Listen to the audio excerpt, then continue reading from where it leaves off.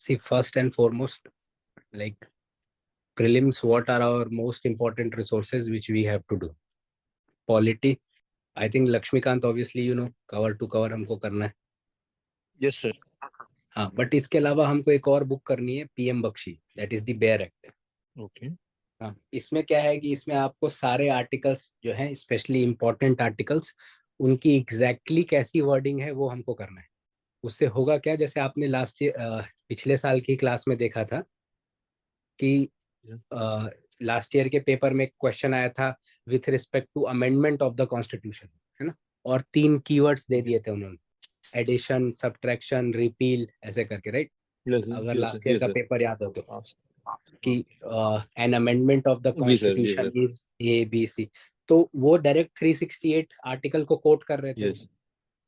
तो हर साल एक या दो क्वेश्चन ऐसा आएगा यस सर. जो वर्बेटिम वो आर्टिकल को कोट करेंगे. तो सिंपली आर्टिकल्स का अगर हमको पता लग जाएगा ना, तो हम ये क्वेश्चन तो ऐसे ही कर पाएंगे, भले उन पे कंसेप्चुअल क्लैरिटी हो या ना हो. ठीक ठीक है है. सर. दूसरी बात क्या है कि ये स्टैंड अलोन सिर्फ प्रीलिम्स में फायदा नहीं देता. ये जो आर्टिकल्स हैं, आप मेंस के पॉलिटी के आंसर में, अपने इंट्रोडक्शन में या कंक्लूजन में लिख सकते हैं. ठीक है सर. हाँ. तो इसको हमको मल्टीपल जगह यूज करना है. और हम, ऐसा नहीं है कि एक ही बार सारे आर्टिकल करेंगे, 5-5 आर्टिकल्स जो है रोज करेंगे. देन 5-5 आर्टिकल रोज याद करना है.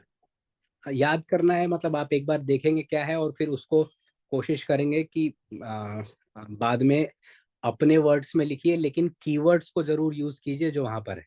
ठीक है. मतलब देखिए, हर ठीक है. आर्टिकल में कुछ कीवर्ड्स जरूर होंगे, है ना. जैसे कोई भी आर्टिकल आप कोट कीजिए, कोई भी आर्टिकल बताइए. तो आर्टिकल एक वन.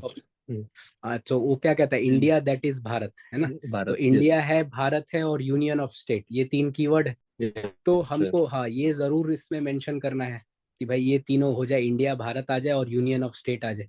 अब उसको आप चाहे जैसे मर्जी लिखें. ठीक है. तो कीवर्ड्स को हमको याद करना ठीक है, है sir. Rest of the article हम अपने वर्ड्स में लिख सकते हैं, लेकिन कीवर्ड्स को जरूर रिफ्लेक्ट करना है. ठीक है सर. जैसे कोई और एक कोई और आर्टिकल बताइए. आर्टिकल 109 मनी बिल, मुझे याद नहीं है. 109 मनी बिल.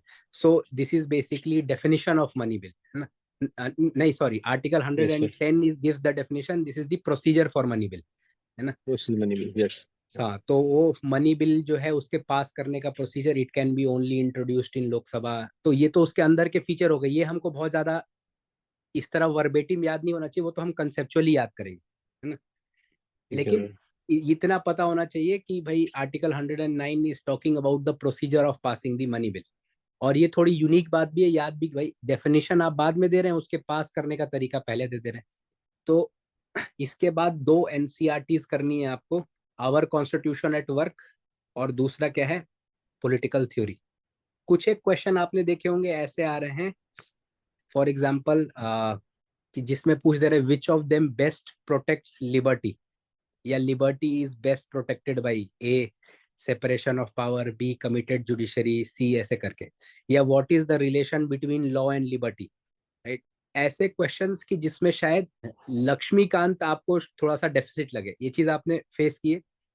सॉरी सर, अभी तो मतलब मैंने अभी नहीं फेस की, अच्छा, लेकिन हाँ मैं ऐसे सुनता हूँ एनालाइज ही लोगों नहीं से. किया आपने, अभी एनालाइज नहीं किया हाँ. इस चीज.